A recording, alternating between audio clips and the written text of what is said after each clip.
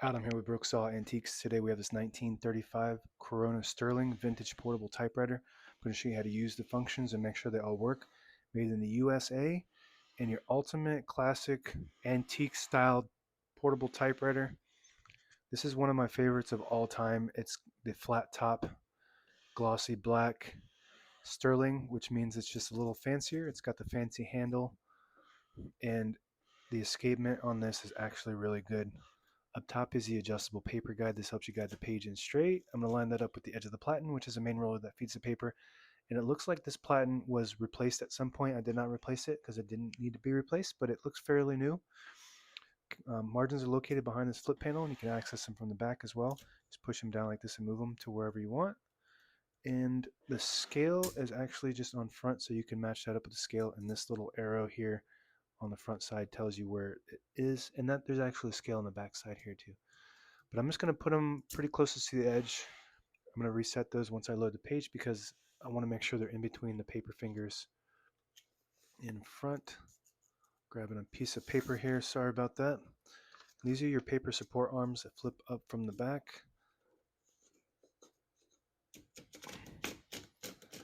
And straight, but if you load it crooked, you can use the paper release on the right side, flip that forward and straighten it out, and then it actually flips back on its own. So let's test those margins. That left margin looks good. Right margin looks good, but if you get it too close to the paper fingers, then you will get stuck on them or type over them and cause errors.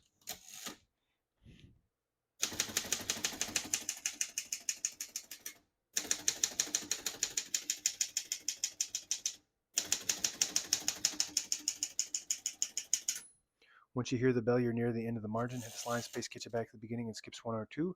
Right now we have it on double, but if you want single, you just flip the switch back. It skips one. Flip it forward, it skips two. We're going to keep that on single for now and finish typing. As you can see, all the keys type nice and none of them skip or stick. I'll type a sentence in red on the next line and switch from black to red. There's a switch on the right side here. Flip that up to the red indicator. It prints the bottom portion of the ribbon, which is red. When you have it in the middle, it doesn't print any ink at all. It just leaves a stencil for copying purposes. When you have it all the way down, it prints the top portion of the ribbon, which is black. We're going to move that up for red.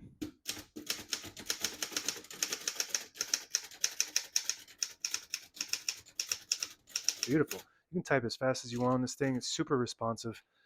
Incredible touch and speed for a 90-year-old typewriter, and the print is beautiful. You can see that imprint quality with the platen that's already installed on it, which is super rare for a 90-year-old typewriter. Pica typeface prints 10 characters per inch. Super impressed by this machine. To pull the page out easy, we're going to use that same switch that you can straighten it with.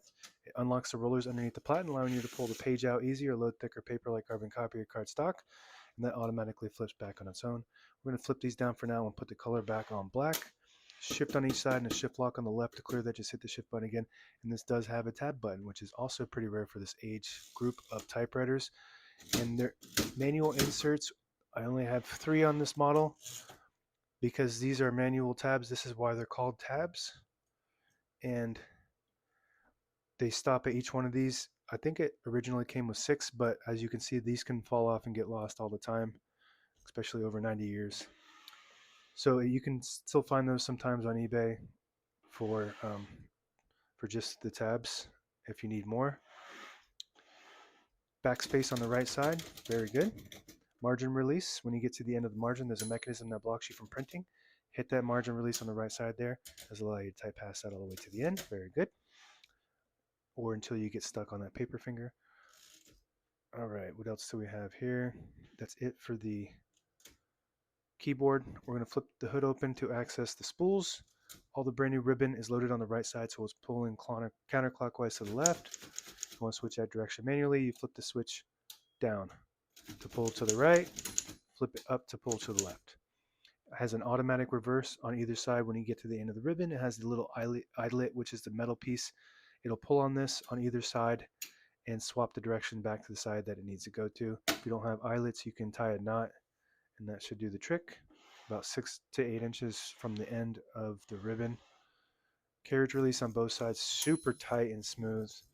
Like I said, this has just been, I did take it apart, clean it out, but it's been probably sitting for a long time without any use, such good condition, with just a, a routine clean. And this is your carriage lock on the inside here. You just push this down. I think that's how that works. Yep.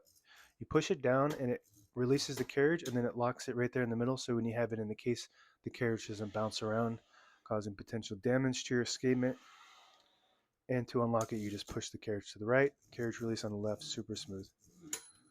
And if you pull the knob out on the left side, it disables the spacing so you can get to an exact spot on the page. You push it in, you get the clicks. Each one of those clicks is one space. You just want to be careful when you do that because you will lose your line.